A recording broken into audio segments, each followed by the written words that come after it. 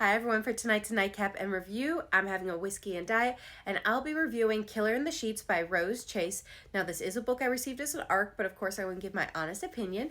These are the tropes, and these are the content warnings.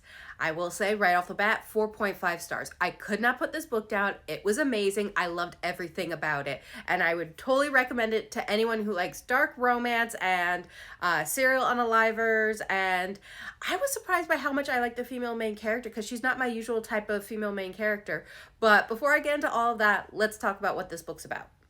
Now, this book starts off with Avery, our female main character, in a bookstore bumping into our male main character, Julian, as they both reach for the same book. Now, this book is about serial unalivers and their mindset. So, meet cute bumping in at a bookstore, but a darkness because they're both reaching for a book about serial unalivers.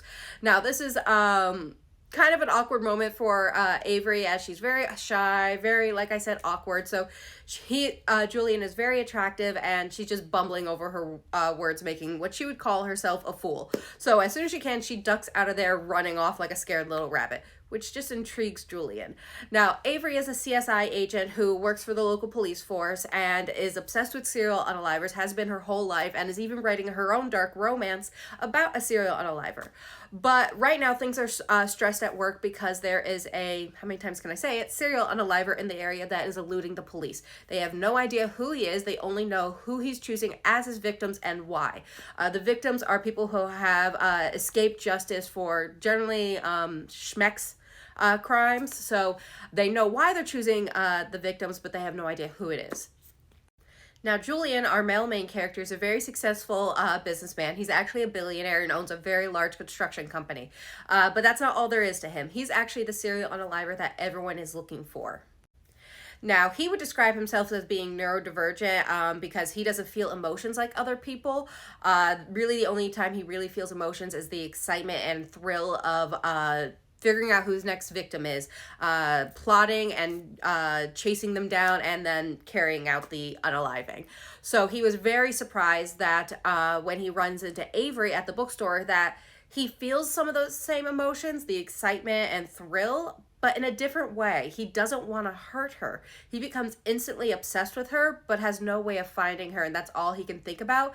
And that confuses him because he's never felt emotions like this before. So even while he's trying to figure out how he could find Avery again, this scared little bunny that ran out of the store on him, he actually gets matched on a dating site with somebody.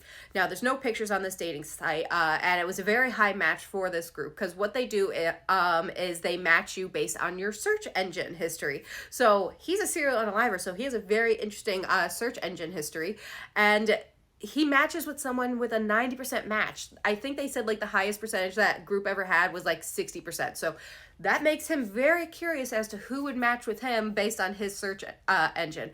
So he decides to go out on this date, and lo and behold, it's Avery waiting for him at the restaurant. So he is elated to know that they match so well, and is curious as to what this could mean for him.